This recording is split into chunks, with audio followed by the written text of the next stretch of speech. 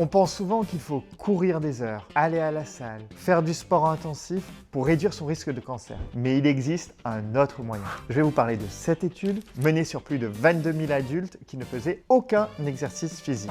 Les chercheurs ont analysé l'activité réelle grâce à des montres connectées. Et ce que cette étude a montré, c'est que les personnes qui faisaient simplement quelques minutes par jour d'efforts intenses, intégrés dans la vie quotidienne, comme monter des escaliers rapidement, marcher vite, attraper un bus, porter des sacs, accélérer le pas, voyaient leur risque de cancer s'effondrer. Avec seulement 4,5 minutes par jour pour ces petits sprints de la vie quotidienne, le risque de développer un cancer baissait de 20%.